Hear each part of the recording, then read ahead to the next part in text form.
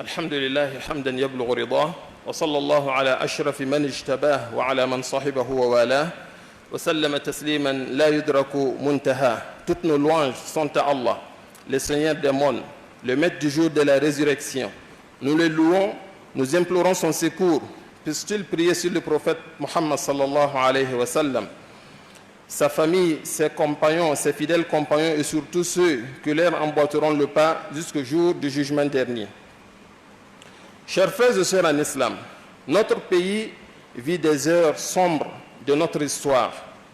Nous sommes accablés de toutes parts par des épreuves faites d'attaques terroristes faisant des milliers de décès, des déplacés internes et un nombre important de populations en proie à des difficultés incroyables. Face à cette situation regrettable, quelle doit être l'attitude du musulman que nous sommes? Dans un hadith authentique, le prophète sallallahu alayhi wa sallam a cité les signes de la fin des temps.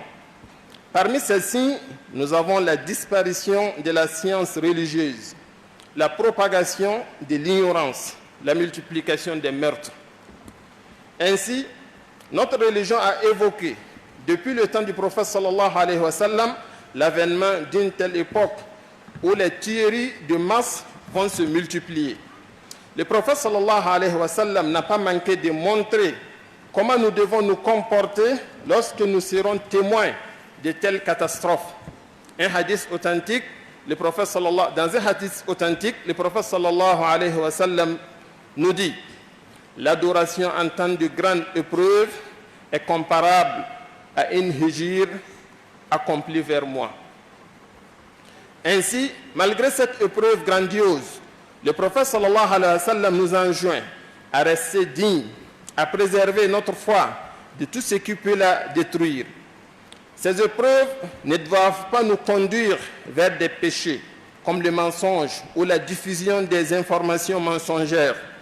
L'islam nous enseigne d'éviter d'en rajouter au malheur des uns et des autres, de ne pas nous laisser aller à l'accomplissement des péchés. En un mot, malgré la situation d'insécurité, malgré toutes ces grandes difficultés, nous ne devons pas marchander notre foi, nos valeurs et nos principes. Tâchons de ne pas perdre notre foi au risque d'être les perdants ici-bas et dans l'au-delà. Nous demandons à Allah subhanahu wa ta'ala de nous sortir de cette grande épreuve. Nous lui prions de nous aider à préserver notre foi. Puisse Allah subhanahu wa ta'ala agréer notre prière. Allahumma a'izz al-islam wal-muslimin وأذل الشرك والمشركين ودمر أعداء الدين. اللهم أصلح أحوالنا وأحوال المسلمين في كل زمان ومكان. اللهم أصلح أحوالنا وأحوال المسلمين في كل زمان ومكان. اللهم أصلح أحوالنا وأحوال المسلمين في كل زمان ومكان. اللهم آمنا في أوطاننا. اللهم آمنا في أوطاننا. اللهم آمنا في أوطاننا. وأصلح اللهم أئمتنا وولاة أمورنا. وأصلح اللهم أئمتنا وولاة أمورنا. واجعل ولايتنا في من خافك واتقاك واتبع رضاك برحمتك يا أرحم الراحمين. ربنا هب لنا من أزواجنا وذرياتنا قرة أعين واجعلنا للمتقين إماما. اللهم احفظنا بالإسلام قاعدين واحفظنا بالإسلام قائمين واحفظنا بالإسلام راقدين ولا تشمت بنا الأعداء ولا الحاسدين.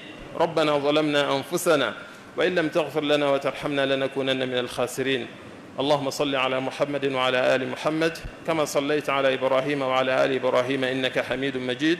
وبارك على محمد وعلى آل محمد كما باركت على إبراهيم وعلى آل إبراهيم إنك حميد مجيد.